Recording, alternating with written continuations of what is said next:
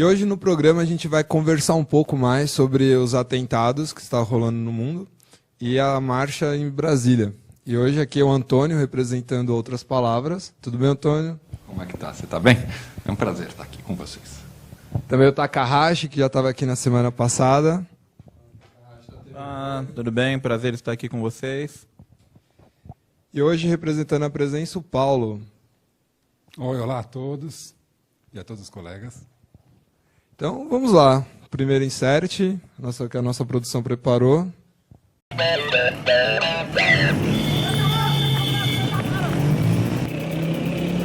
Allahu Akbar. Allahu Akbar. Allahu Akbar. Allahu Akbar. Allahu Akbar. Allahu Akbar. Allahu Akbar. Allahu Akbar. Allahu Akbar. Allahu Akbar. في حدا هون يا شباب؟ في حدا هون؟ في حدا هون؟ في حدا هون؟ في حدا هون؟ حسبي الله ونعم الوكيل. حسبي الله ونعم الوكيل. وين نروح؟ حسبي الله ونعم الوكيل. حسبي الله ونعم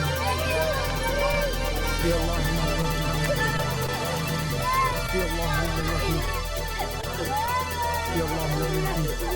استهداف مسجد في بلدة الرياض، قبل دمار المسجد بالكامل. حسبنا الله ونعم الوكيل. حسبنا الله ونعم الوكيل. حرب تستهدف المدنية، لا في مقرات إرهابية ولا في شيء، بيوت مدنية، هي بيوت مدنية وهي الأضرار. الله أكبر. الله أكبر. الله أكبر. الله أكبر. الله أكبر. الله أكبر. الله أكبر. Bom, então acho que primeiro o Antônio, né, poderia começar a falar. Acho muito interessante que vocês começaram o insert com uma imagem muito provavelmente feita no mundo árabe e que poderia ser uma imagem de um ataque a drone a uma população árabe. Nos últimos 5 ou 6 anos foram mais de 4.000 pessoas mortas por atos de terror do Estado, atos de terror do Estado norte-americano, que utiliza aviões teleguiados dirigidos do território americano para assassinar pessoas que são vistas como terroristas. Não há nenhuma prova de que sejam terroristas, muitos deles são assassinados por terem, segundo os norte-americanos, comportamento semelhante a terrorista. É mais ou menos como um enquadro que a polícia militar dá aqui no Brasil, só que com um avião armado com um míssil que mata as pessoas. Houve já inúmeros relatos de casamentos alvejados por engano, onde dezenas de pessoas foram mortas, de festas familiares, de churrascos, e esse tipo de terror matou já mais de 4.000 pessoas em alguns anos e é ignorado pelos jornais tradicionais.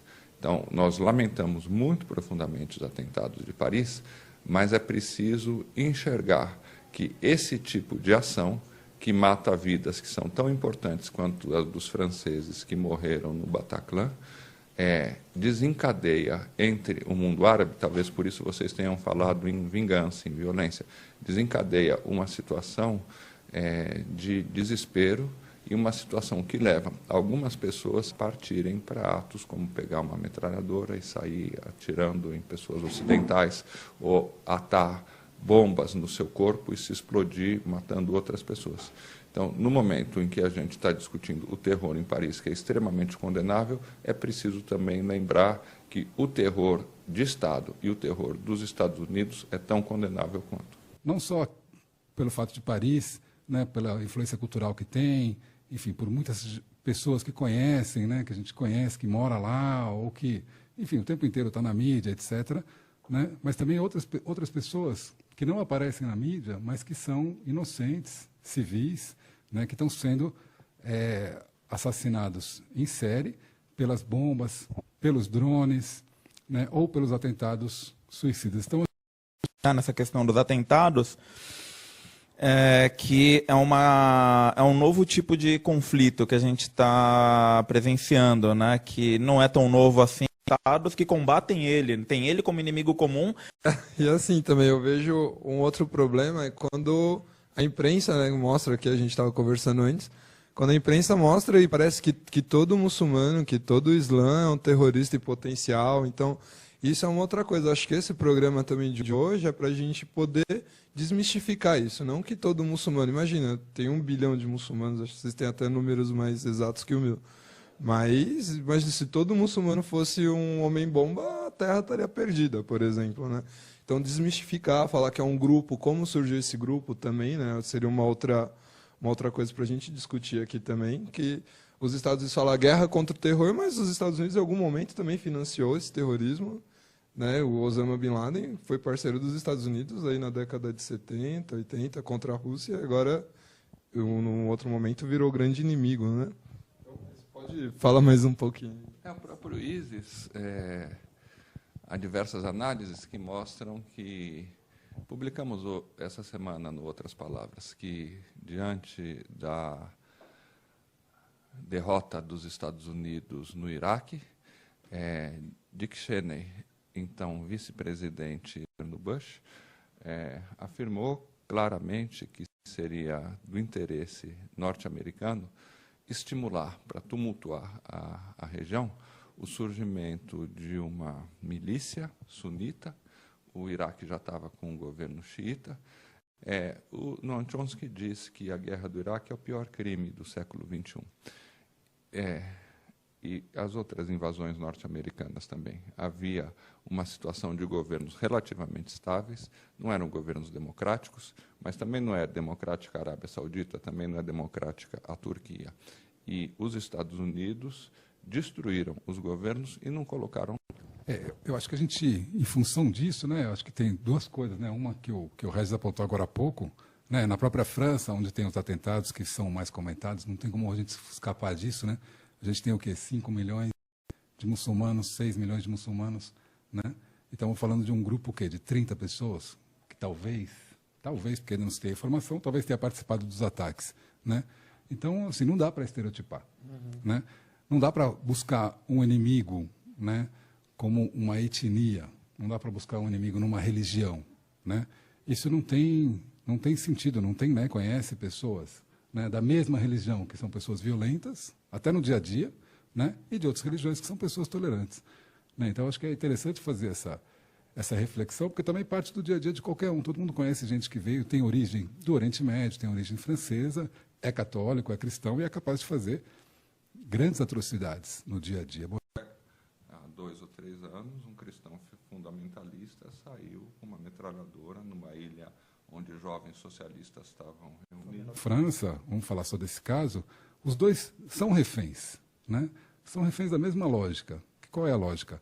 É a lógica de resolver tudo pela força, né? É a lógica de usar o exército, usar todo o poder da violência destrutiva que se tem na mão para tentar conquistar alguma coisa. Nesse ponto, a França, os Estados Unidos, o ISIS, o Iraque, a Rússia, não estão em lados opostos, porque tem uma indústria muito forte, muito pesada, lucrando com tudo isso, né? Inclusive, a gente não pode esquecer que até no Brasil vende muitas armas que acabam chegando nesses lugares. Não se fala sobre isso, né? E a gente precisa aprofundar nessa questão.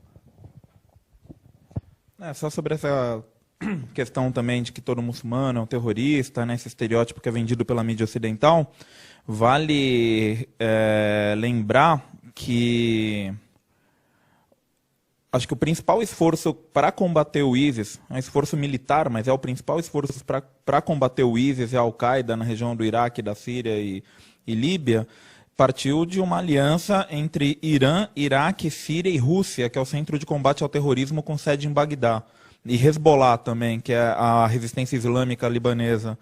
E a gente não, assim, ele é o principal esforço militar para conter o ISIS e para conter a Al-Qaeda, né, que supostamente, no estereótipo que tem entre o senso comum ocidental, eles deveriam estar apoiando essas organizações ou coisa do gênero. E, inclusive, uma organização que é considerada terrorista pelos Estados Unidos e por alguns outros países, que é o Hezbollah, que né, por mais que eu tenha discordâncias com suas estratégias, né, e tudo mais, é uma organização político-militar eleita com representantes no Líbano, né? Então, acho que vale a pena a gente refletir sobre isso também, né?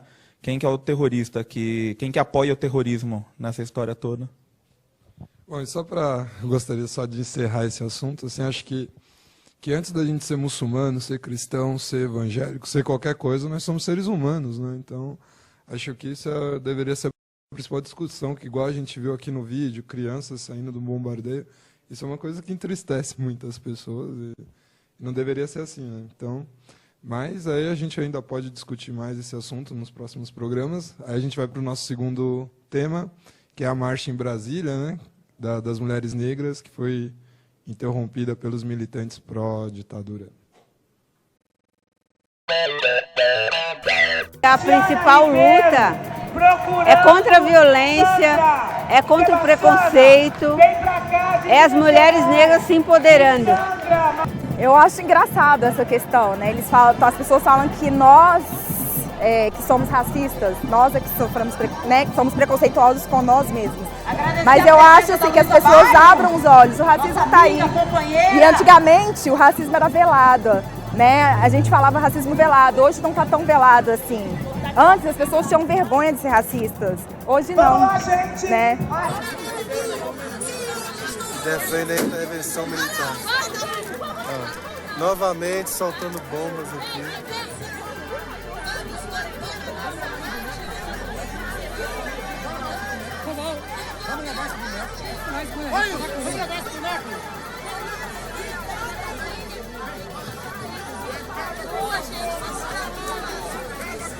Só nós sabemos o que é sofrer o racismo. O racismo está aí, existe, está impregnado na sociedade, entendeu?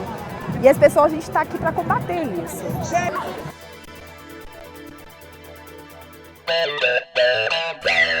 Bom, acho que Takahashi pode começar comentando, Takahashi? Ou quer passar a bola para outra? Bom, eu acho bem curiosa essa história aí desse conflito entre marchas que ocorreu em Brasília, porque ele despertou, pelo menos para mim e para algumas pessoas próximas, assim, que a gente não estava prestando muita atenção nesse acampamento, né, desse pessoal pró-impeachment que está lá em frente ao Congresso. O pouco que eu tinha ouvido falar a respeito desse pessoal eram uns memes ridicularizando eles, falando que era meia dúzia de pessoas, tal. E depois desse conflito aí conflito não, né? Depois dessa agressão contra a Marcha das Mulheres Negras, eu fui procurar algumas informações a respeito de como que está esse acampamento do pessoal da direita pró-impeachment. E ele não está tão esvaziado chegando até mim, né? Ele está razoavelmente grande, parece que nos finais de semana tem uma grande concentração de pessoas lá, seguindo essa ideologia aí mais reacionária, pró-golpe militar, né? Uma mescla estranha de liberalismo com conservadorismo militar. É um ponto que a gente tem que prestar mais atenção, né? Não adianta a gente querer ridicularizar e ignorar os caras, e eles estão aí crescendo a ponto de iniciar um ataque armado contra uma marcha de mulheres negras, né? Na semana. Tem que resolver, pela sua força física, né? Pela sua coação, tem que resolver algum problema, né? Foi esse militante, né, que lançou bomba e também deu tiro para o alto e tudo mais, né? Quer dizer, deu tiro e, felizmente, né, o pessoal foi removido, na verdade, né, ontem, né, no sábado, na verdade, o pessoal foi retirado lá do Congresso porque estavam fazendo várias ameaças de carnificina e uma série de coisas. Agora, com relação, acho que a marcha das mulheres em si, né, a gente só tem que expressar o máximo de solidariedade possível, porque de toda a discriminação e violência que a sociedade tem hoje, com certeza cai para as mulheres e para a mulher negra, né? Então, o fato de simplesmente poder sair de casa, fazer uma marcha, né, e estar levantando a sua bandeira, né, é uma coisa fantástica. Independente da agressão, né, que aconteceu e que a gente lamenta e tem que denunciar, eu acho que, antes de mais nada, a gente também tem que estar na rua, fazer uma marcha, nunca é fácil. E para quem é mais discriminado, é mais difícil ainda.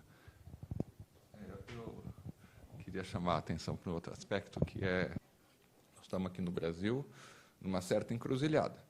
Foi eleito um governo que prometia ser de esquerda, podemos sair dessa encalacrada.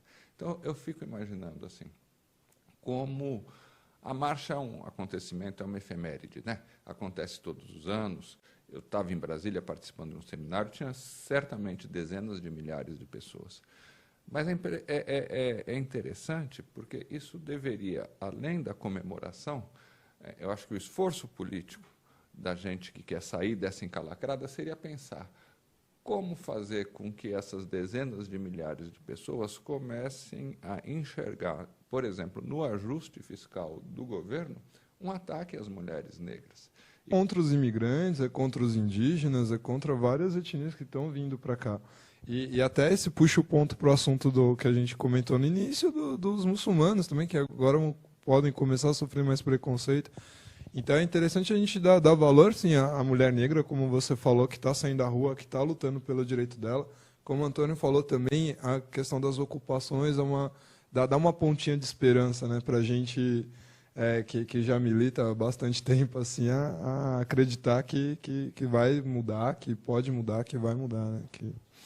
Então é isso, a gente ainda tem tempo?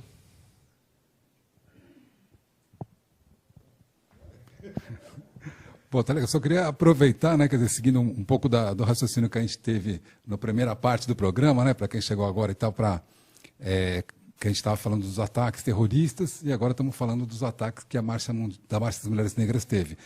É que o pessoal que atacou, né, que é pró-intervenção militar, esses grupos também são apoiados por quem? Porque parece que é simplesmente um cara que vai lá, solta uma bomba, dá uns tiros para cima. Não é tão simples assim, né? Esses grupos de direita que estão se manifestando mais, o direito é deles, excelente que eles façam isso, muitas vezes eles são financiados pelos Estados Unidos, está provado, existem algumas fundações, né, a Fundação Koch, que não aparece em lugar nenhum, e outras, né, como a USAID, e outras formas que a CIA consegue, né, através de ONGs, pagar pessoas para ficar no Facebook, para ficar nas redes, etc., e tal, fazendo difusão, que esses grupos de intervenção eles estão recebendo um apoio externo, mas também estão recebendo um apoio interno da nossa mídia, né? Porque desde que o governo virou para o outro lado, a mídia vem tentando, né, derrubar o governo, apoiando e dando muito espaço para esses grupos, né, de direita, intervenção, violência, etc. E isso acaba fazendo com que um cara se sinta, né, no direito e à vontade para poder fazer uma agressão, né? Então, a gente tem que olhar bem quem é que está por trás deles. E agora... Mas é que a gente já vai para o próximo tema, falar de direita, aí a gente vai para as reportes, aí a gente já comenta aí.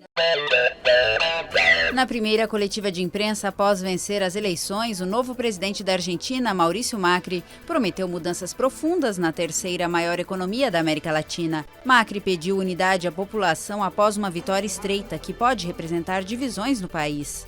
Macri reafirmou que vai pedir na próxima cúpula do Mercosul em Assunção em dezembro que seja aplicada a cláusula democrática do bloco sobre a Venezuela pela perseguição de opositores. O dispositivo permite a suspensão do membro se houver alteração de ordem democrática. Takahashi queria falar, né, antes, então já posso. Então, eu só queria comentar assim que quando eu soube, né, que ele tinha sido candidato, eu imaginei, tipo, o Alckmin da Argentina. Né? Eu falei, pô, foi eleito um cara que parece o Alckmin. Fala, não sei o que, a gente vai melhorar, mas depois vendo a forma como ele vai governar, as coisas que ele vai estar querendo fazer. Eu vi assim, pô, vai ser muito parecido com o PSDB e já na primeira entrevista ele já fala da Venezuela, já meio que já está indo pro combate, assim.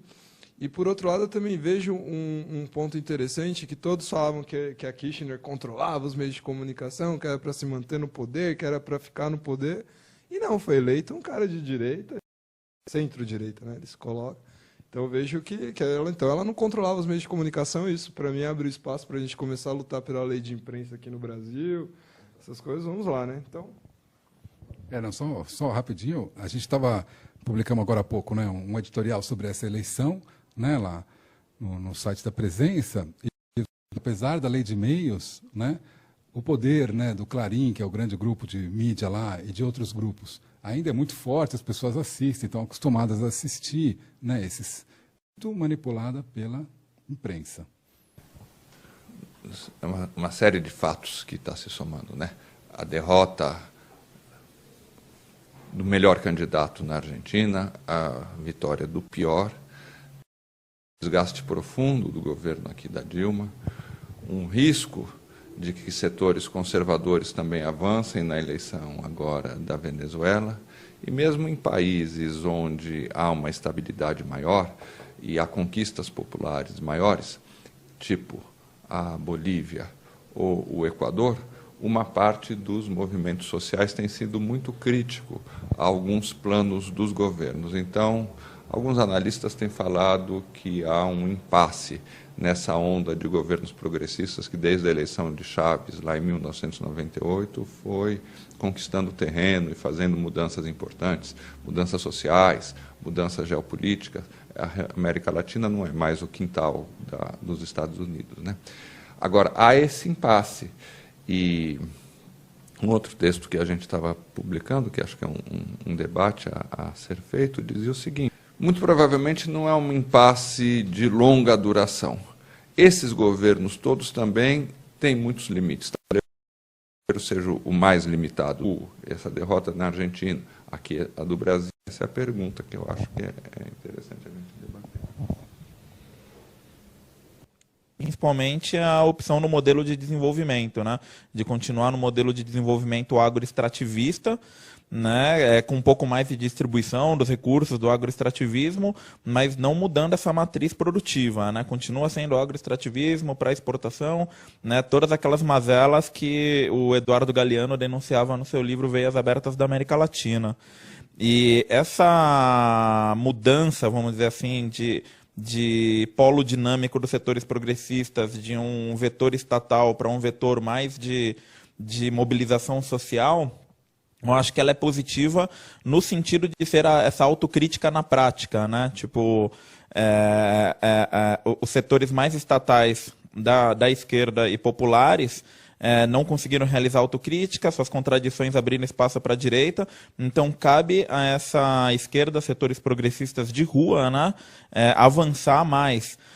O meu receio é que, pela falta de diálogo entre quem tem a opção estatal e quem está mais no setor social, essa falta de diálogo faça com que entre numa encruzilhada que não se converta num processo político renovado mais para frente, né?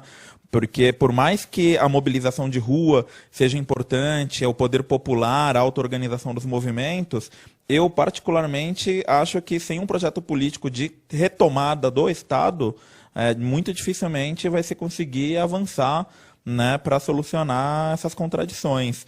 E essa derrota do kirchnerismo na Argentina, ela tem eu acho que ela é um marco, um ponto de inflexão assim fenomenal que a gente ainda não tem noção da consequência disso, né? Inclusive, eu estou espantado que não só os meios hegemônicos estão com uma campanha de desinformação muito forte, mas os próprios meios de esquerda, assim, eu estou vendo poucos meios fazendo análises aprofundadas das consequências dessa derrota aí no processo de mudança aqui na América Latina, né? Então, acho que cabe aí a gente aprofundar, olhar com mais atenção, principalmente governos progressistas fortaleceram essas opções direitistas, que muitas vezes vêm como uma direita reciclada, né, com uma nova linguagem, uma nova estética, parecendo moderninho, né, falando de meio ambiente. O Macri, inclusive, é o homem das ciclovias, me falaram, né, lá em Buenos Aires e tal. Então, a direita está se reinventando, né, um conservadorismo, mas é um conservadorismo meio direita hipster, assim, algo do gênero. É isso que a gente está vendo. Uns 3 anos. É bom a gente analisar mesmo, né, que era um governo dito progressista, como o Takahashi falou, e agora entrou um governo de centro-direita, né, de renovar assim, os movimentos, a gente começar a pensar numa democracia mais real, numa democracia direta de verdade, né, então começar a ver e estudar o que é a democracia, né, para que serve a democracia e como os movimentos sociais podem começar a lutar por isso também com essa bandeira, né? Você até tirou as palavras que eu ia colocar agora, né? Porque assim, a gente está lamentando, né, o fato de ter... Entende? É que não é interessante a gente discutir quem é que vai estar ocupando o cargo principal, né? Quando a gente discute isso, é justamente porque a gente não tem nenhum poder, efetivamente, né? Pega o exemplo aqui de São Paulo. Conselhos que são consultivos, que você não tem, né, toma decisão sobre a gestão da cidade, gestão do Estado, né? Os a gente vai falar agora daqui a pouco, né, dos estudantes, estão ocupando as escolas. Por quê? Né? O governo toma uma decisão autocrática e hierárquica lá em cima, e o máximo que os alunos podem fazer, porque não participam da discussão, é ocupar uma escola. Né? Então, a gente tem que ver se essa lógica dos governos de esquerda, né, e de direita acaba não sendo a mesma no sentido que eles tomam para si, né, a resposta dos problemas e não distribuem o poder efetivamente. Né? Coisa que na Bolívia, né, e no Equador é um pouco diferente. Né? Estamos fazendo uma análise assim, muito geral. Mas no caso do Brasil é nítido. Né? A gente avançou na parte do consumo, né? Avançamos na parte da solução do problema da pobreza extrema. Por si só já é uma coisa fantástica. Só que aqui, como na Argentina, o que se tem de mecanismos de controle efetivo democrático, decisão democrática, participação? O que tem? Muito pouco. Eu acho que, não sei vocês, mas eu acho que o Brasil é o pior desses casos. O Brasil do segundo governo da Dilma. Eu acho que já não há diferença substancial entre o governo Dilma e um governo do PSDB. Alguns exemplos. O descaso do governo federal diante da tragédia da Vale do Rio Doce em Mariana. A tentativa do governo de impulsionar uma lei antiterrorismo que pode se voltar contra os movimentos sociais. E última, na semana passada, a ação do ministro da Fazenda, Joaquim Levy, no Senado, para apoiar um projeto do senador José Serra que institui o ajuste fiscal mais drástico. Então, aqui, Paulo, nessa pegada de transformar o poder, eu acho que está faltando um Podemos aqui no Brasil. Bom, infelizmente deu nosso tempo hoje. Passa muito rápido, obrigado para vocês, né? Obrigado a vocês que estão aqui, e obrigado a você que assistiu.